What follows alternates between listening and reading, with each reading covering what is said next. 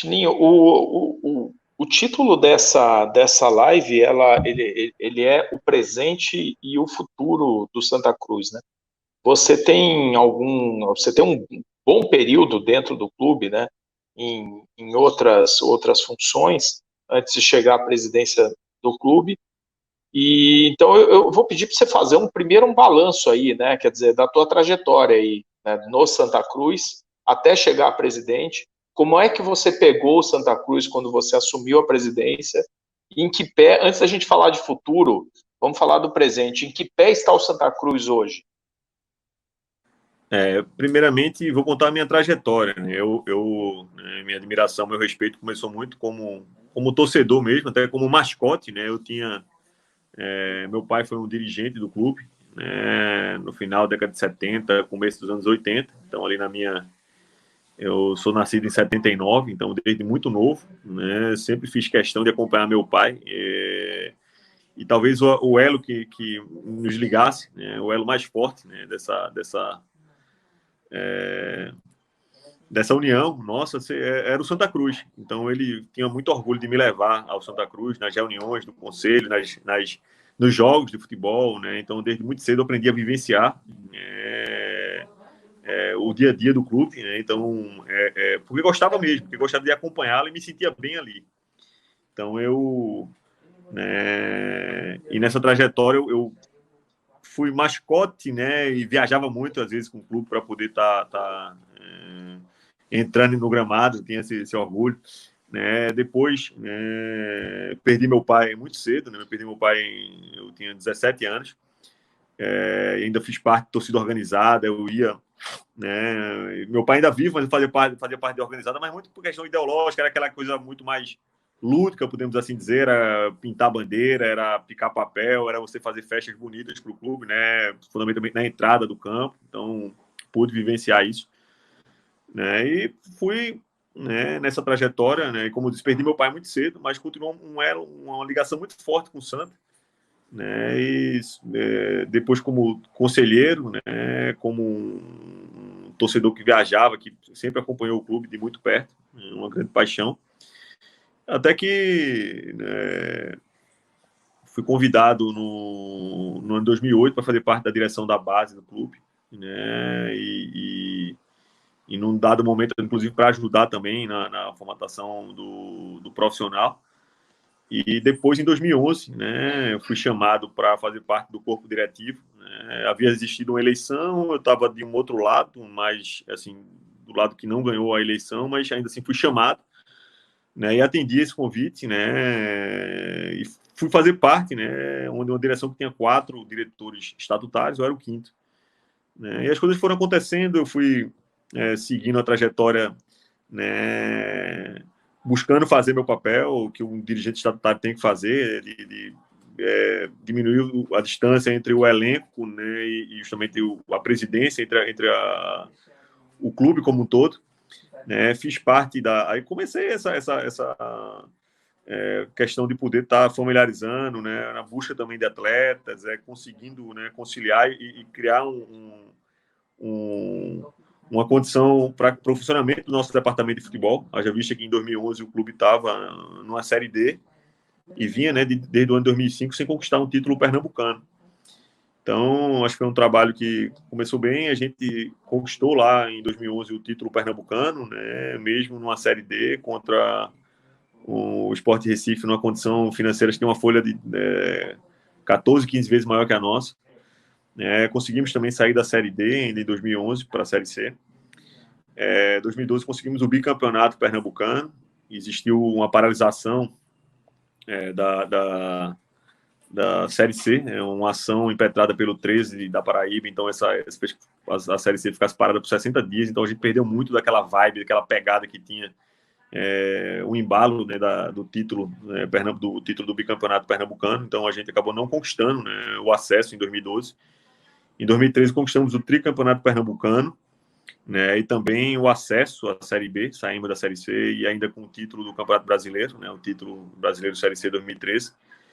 2014 foi um ano atípico, um ano do nosso centenário. A gente talvez um ano onde a equipe já tivesse mais madura, onde a gente tivesse uma plena condição de conquistar um tetracampeonato, até porque a gente já estava cascudo, até porque a gente vinha evoluindo ano após ano, né? E me lembro que a gente, numa semifinal de Pernambucano, né, até pela fórmula de disputa, a gente ganhou o primeiro jogo aqui de 3-0 do Sport Recife, né, no Arruda, e fomos para um jogo na ilha, né, e levamos o gol aos 45 do segundo, né, o que forçou essa decisão para os pênaltis, né, onde não existia critério de saldo de gols. Então, ganhou por 3-0, perdeu por 1, foi para os pênaltis e fomos eliminados ali, onde poderia buscar o tetracampeonato, né, e não conseguimos o acesso em 2014. Né, a gente chegou a uma determinada posição ali, ficar entre quinta, sexta colocação, e acho que na hora daquela reta final, a gente também muito tempo fora da Série B, né, e a gente faltou um pouco de combustível no final, né, fundamentalmente o lado financeiro pesou muito, né, para que não existisse esse acesso em 2014, era um time entrosado,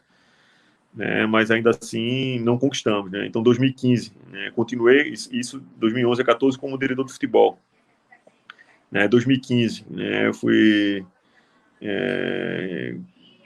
continuei como diretor de futebol, mas também como vice-presidente do clube, né, mas também muito focado nas ações de campo, né, no departamento de futebol como um todo, né? Então a gente conquistou o Campeonato Pernambucano em 2015, depois conseguimos o acesso, né, da Série B para a Série A em 2015, o que credenciou o Santos a disputar o Brasileiro Série A 2016. Em 2016 conquistamos aí o bicampeonato pernambucano, também a Copa do Nordeste, e assim fomos para um brasileiro, então de Série A, num jogo, né? Então, para explicar um pouco dessa trajetória também, a gente vai explicando a minha forma de entender o momento, o todo, né, dessa trajetória também, e a questão de altos e baixos, né, para que a gente possa criar um cenário, né, para quem não vivenciou, poder ter uma leitura, né, do que realmente aconteceu e o que vem acontecendo no clube nesse momento. Então, em 2016, fomos com a Série A, depois de muito tempo fora dela, né, e o clube que há muito pouco tempo estava numa Série D. É claro que a gente chegou, inclusive, com um time, vamos dizer assim, não vou dizer com um elenco muito forte, né? Até porque a gente ia disputar contra as maiores equipes do Brasil, né? Que vinham de muitos e muitos anos nessa Série A, né? A gente sabe da bolha que existiu de proteção até a nova formatação, né? De distribuição de receita no Brasil. A gente sabia quando a equipe que era fora do Clube dos 13 ali, que subia, ela era carimbada para descer. E quando a equipe que era do Clube dos 13, uma equipe que fazia parte, né, que era, ele descia para a Série B, ele descia com carimbo de quem ia subir, porque é desproporcional. Vamos dizer que no início dos anos 2000 lá, um clube da Série B recebia R$1 milhão, R$1,5 milhão, o clube da Série A, o clube que caía da A para B tinha 20 milhões, então assim, ele tinha bem mais chance de subir, né? Então foram raros os casos dos clubes que não conseguiram no primeiro momento esse acesso, ou vice-versa, né, dos clubes que subiram numa condição de não ser desse seleto grupo, né, e acabaram carimbados, acabaram chegando com o carimbo do rebaixamento. Então a gente hoje já consegue enxergar uma nova ordem.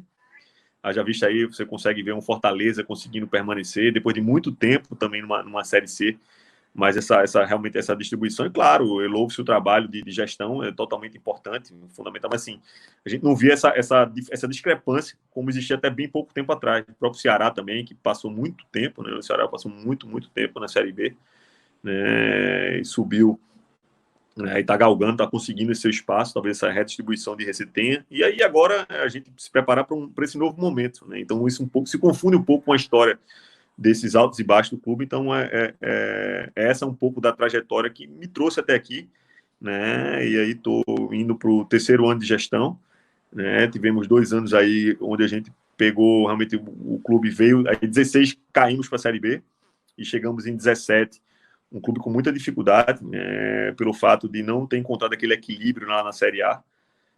Então isso foi um fator fundamental para o clube não conseguisse a permanência na Série B, né? E aí daí chegando à Série C. Então estamos 2 anos aí de disputa. No primeiro ano ainda chegamos numa possibilidade de acesso, né? Ganhamos o primeiro jogo em casa e perdemos para o Operário, né? A questão do acesso, né? E no ano passado não conseguimos, né, também o acesso à Série B. Então esse explica um pouco da trajetória.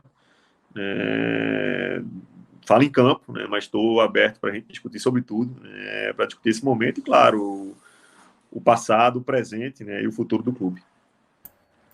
Legal. Tá no mudo aí, Fernando.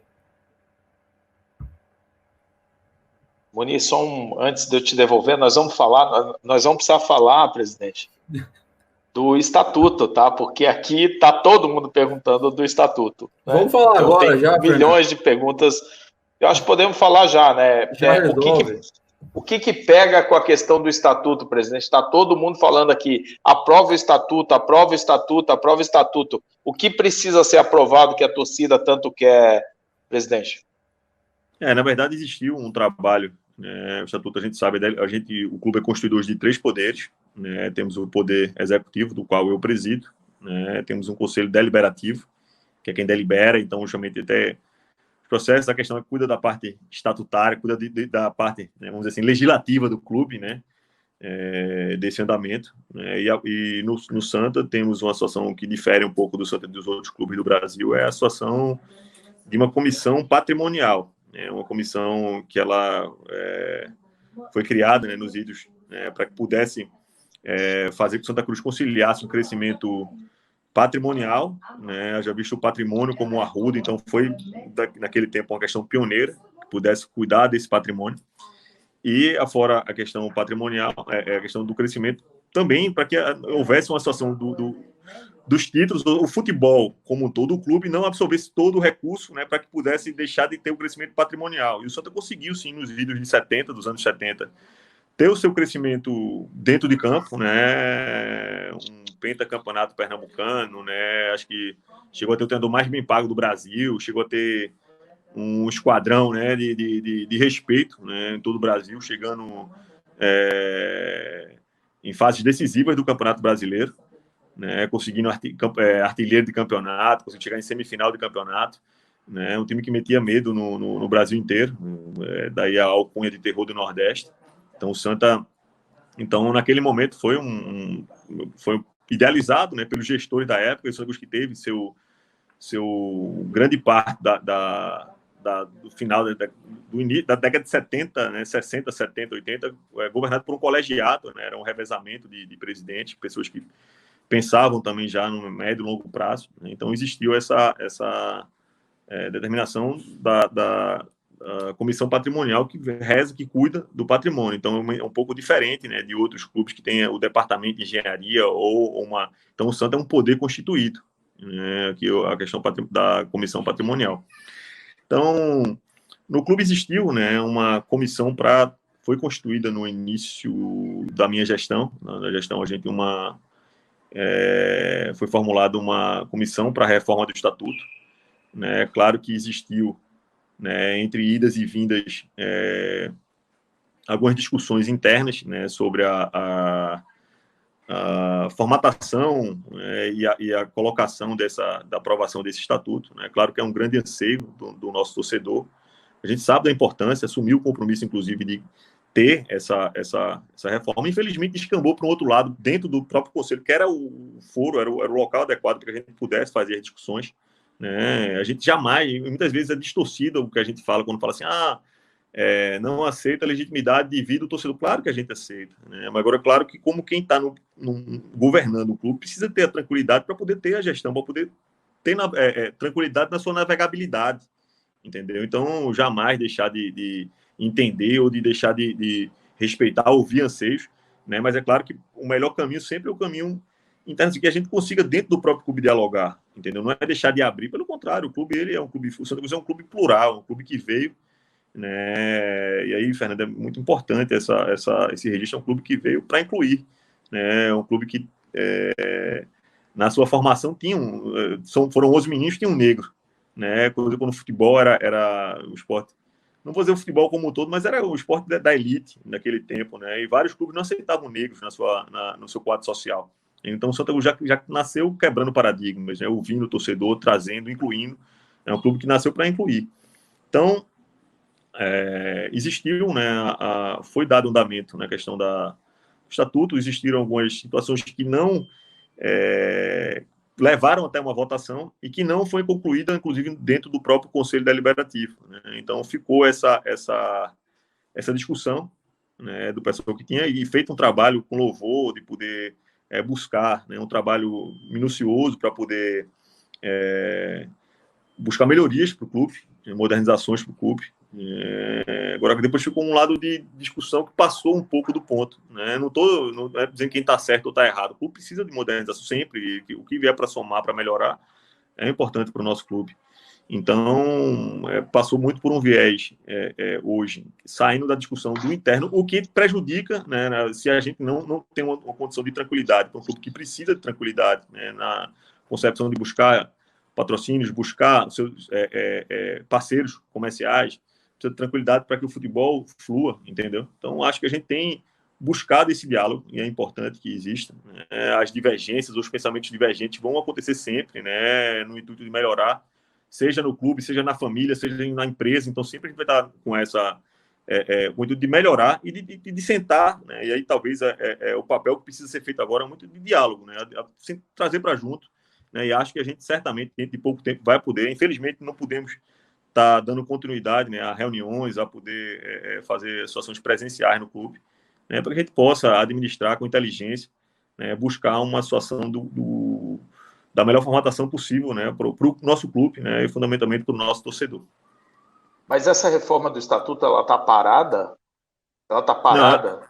Não, veja só, ela foi posta em votação, né, no nosso conselho, e ela ficou, né, para uma outra sessão de reunião do Conselho Deliberativo. Ao mesmo tempo, existia um movimento para pedindo uma Assembleia Extraordinária, né, e aí teve um processo judicial, né, então isso hoje não está na questão do clube, mas dentro do clube, que eu posso falar que é a questão dentro do clube, ela teve uma primeira reunião, né, dito no mês de outubro do ano passado, né? Então, a partir daí que não teve uma outra sessão, e justamente com essa parada de pandemia, a gente não pôde dar sequência, né, nos trâmites internos, né, para a finalização dessa aprovação do estatuto formulado, né, pela comissão de reforma do estatuto. Mas as pessoas ficaram favoráveis ao estatuto? Eu não estou entendendo onde está a discórdia, porque essa história do estatuto, ela é antiga, né, no Santa Cruz, né? Veja só, tem é porque esse estatuto, no primeiro momento, ele é votado, a aprovação dele foi votada no Conselho Deliberativo, entendeu? Então tem a comissão que foi formada, existiu num dado momento, né, a formatação de uma equipe de trabalho denominada para poder fazer, né, as modificações, né, as alterações, assim. Foi um trabalho muito minucioso, né, bem feito, diga-se de passagem, né, por uma comissão que se debruçou sobre o estatuto, né, para poder justamente ver o que acontecia em outros clubes, trazer para a realidade do clube também, entendeu? Então, acho que o que faltou na finalização da coisa, claro que se houvesse aí, não sei, uma questão de diálogo, mas não é quem está certo ou está errado, não é, entendeu? Não é, eu acho que visualizando do lado quem está no executivo querendo que as coisas andem, entendeu? Então, assim, e a gente tem que sempre reconhecer o trabalho de quem está buscando melhorias, também o trabalho de quem quer preservar, ou que acha que não pode ser falar o seguinte, o clube tem pessoas que estão ali que estão querendo só ficar para se perpetuar e não querem largar do clube, ou então lá trabalha assim, essas pessoas jovens querem revolucionar. Eu acho que se a gente senta, dialoga, conversa, chega um denominador comum. Claro que eu digo, não vai pensar sempre falando do mesmo jeito.